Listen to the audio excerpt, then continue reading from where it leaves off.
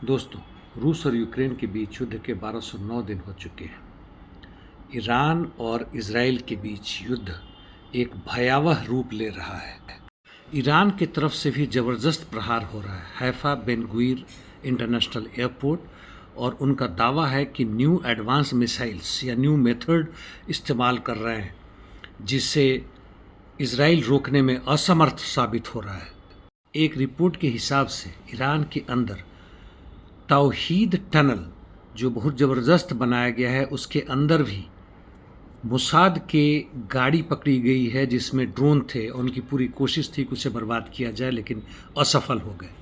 Trump ने यह कहा है कि यूएस में इंटरवीन, यानी वह भी हस्तक्षेप कर सकता है, लेकिन इंतज़ार कर रहा है पुतिन के मध्यस्थता का। एक बात तो यह साफ है कि ईरान भले ही देर से और अकेले थकेले पड़ने के बाद इजराइल के खिलाफ लड़ रहा है, लेकिन वह इजराइल से क्षेत्र में 10 गुना बड़ा है। और जहाँ तक इजराइल की बात है, यह गाज़ा के रिफ्यूजी कैंप में बम्बार्डिंग नहीं कर रहा है, बल्कि ईरान का शुरुआती दौर में तबाही के बावजूद भी ईरान का वापसी हमला करना, वह दिखाता है कि ईरान की तैयारी ज़बरदस्त रही है। वैसे कल आपको पता चला ही होगा कि हैफा में आक्रमण होने से हमारे यहाँ के अदानी ग्रुप को बहुत ज़बरदस्त झटका लगा है।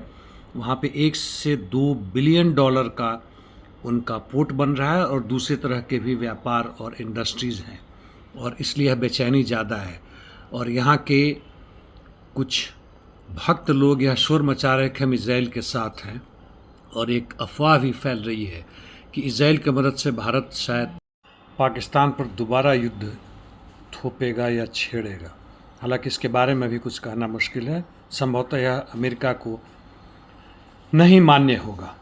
यहाँ तक रूस और यूक्रेन के युद्ध की बात है, रूस उत्तर पूर्व में लाइमान क्षेत्र में इवानो माक्यूका ब्रिज हेड पर काफ़ी तेज़ी से उसने अपनी बढ़त ले ली है, और वहीं से नोवी मीर में भी रेड कोडुव की तरफ से खार्किव ओब्लास्ट के अंदर प्रवेश कर चुका है। सूमी में जहाँ तक बात है, कुर्स्क के दक्षिण में रूसी सैनिक मायरोपिलिया पहुँच गए हैं।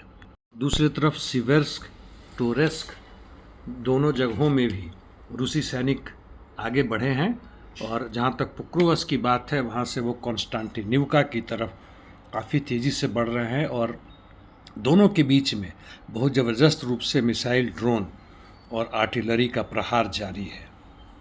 जो पीछे बैकग्राउंड में देख रहे हैं, चिसिनाउ यानी मोल्दोवा में बेकार के मुद्दों पर ज़बरदस्त प्रदर्शन हो रहे हैं। असली मुद्दा है पूंजीपति वर्ग बनाम मजदूर वर्ग, जिसके कारण हम पूरी दुनिया में इस युद्ध को देख रहे हैं, क्योंकि पूंजीपति वर्ग अपनी सत्ता नहीं छोड़ना चाह रहा है।